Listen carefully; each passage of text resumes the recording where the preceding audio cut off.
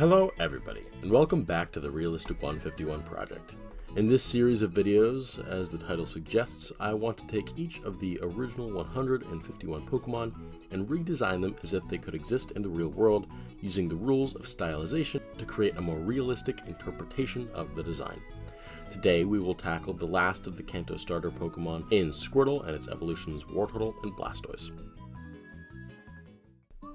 First up is Squirtle, of course, and like stated last time, where each of the starters is based on a common household pet, Squirtle, being based on a turtle, is probably the most faithful to its original inspiration. That being said, drawing a blue turtle with as close to real-life biology as possible while making it stand up was not an easy task, as these animals are very clearly meant to be on all fours. I had to switch up a few anatomical features to make it so that Squirtle could realistically stand on its own. These minute changes mostly took on the form of angling the limbs in a way that turtles wouldn't be able to achieve in real life, but in the end I feel like I got away with it because you can't really tell. Even with the slightly fantastical anatomy, however, it stands that Squirtle is just kind of a blue turtle, so the addition of some details like dull claws that can be found on real-life turtles and a distinct shell texture seemed appropriate. Even though these aspects were either not included in the original design, or it was just impossible to represent in the original art style. The only really thought-provoking part of the design was the tail, as it most reflects the shape of a real-world squirrel's tail, though that's quite obviously not what the original artists were going for there, as there are no depictions of Squirtle with fur on its tail. So to give the design a look that wouldn't look out of place on an aquatic creature, I took inspiration from the curled tails of prawns and lobsters to influence the shape and texture of the surface. So here is my interpretation of Squirtle, the tiny turtle Pokemon. Next up was Wartortle, which was a design that carried over a lot of visual ideas from the first form. One new addition was, of course, the massive amount of plumage that for some reason is only present in this stage of the evolutionary line. Getting the texture of the feathers laying flush against each other was super important for this aspect of the design, and is one of the main features that I really like in the end product. The original Wartortle has dark patches on its cheeks, which is a type of addition of stylization that doesn't really have a real-life counterpart, aside for the fact that it's often used to represent a character blushing, which I don't really think is what they're going for, judging based on the more brave, outgoing personality of the character. I went in a different direction, choosing to interpret it as the discoloration caused by a change in texture of the skin. Specifically, when birds grow in feathers, they'll come in these little pen-shaped spines called pin feathers, and this can cause what looks like discoloration in the bird's plumage. This texture can be seen really well in baby birds, where the growth substantially changes the color and texture of the skin. So this is how I interpreted the blush aspect of the design. This design, like Ivysaur, was another that I was happy with, but if I had the time, I might have gone back and given it another pass.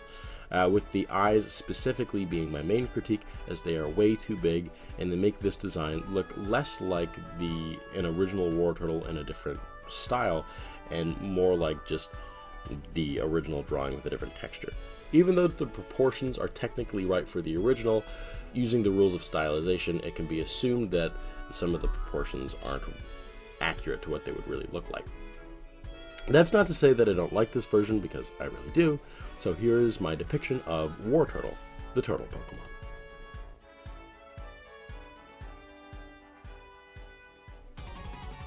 Blastoise was yet another benefactor of some realistic turtle anatomy. However, of the three, it was the design where it could be applied the least.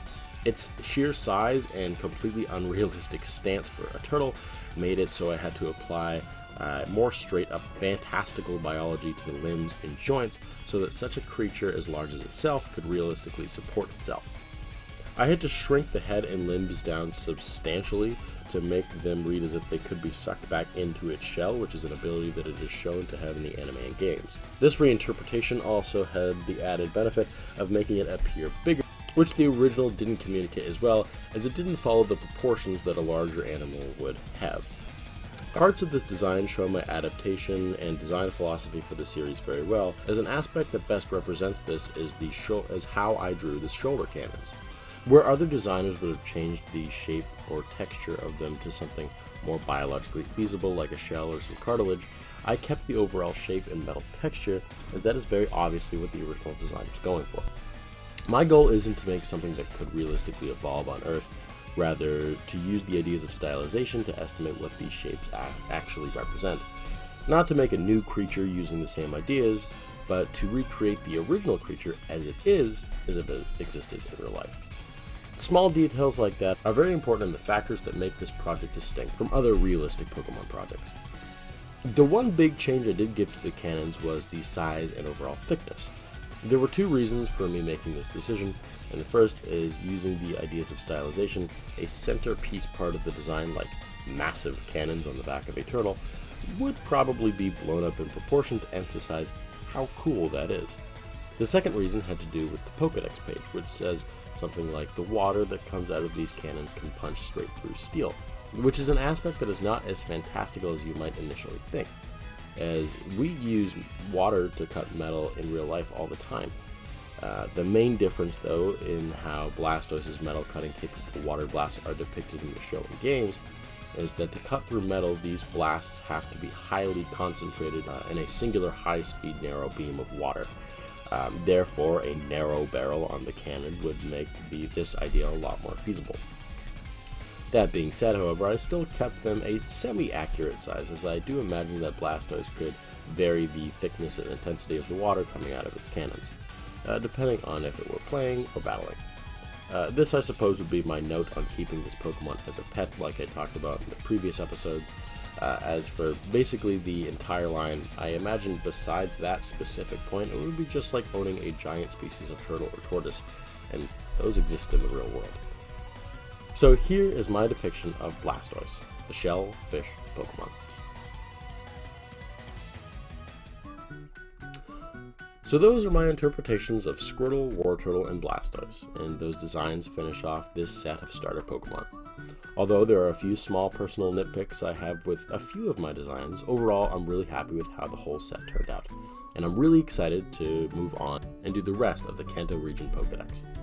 Next time, continuing on in the Pokedex order, we will be tackling the Caterpie line, but until then, thank you for watching.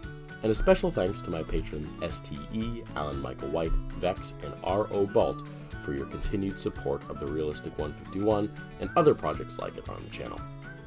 If you would like to join them in their support and get cool perks like early access to these videos as soon as they are done, then you can follow the link in the description to start today. It's as little as $3 a month, and you can cancel at any time, so it's no commitment. Thank you again for your support, guys. It means the world and allows me to focus more on content creation than my other jobs. But as always, that will do it for now. If you like this video, then leave a like, and if you want to see more like it, then subscribe. And turn on the bell to get notified when I upload next.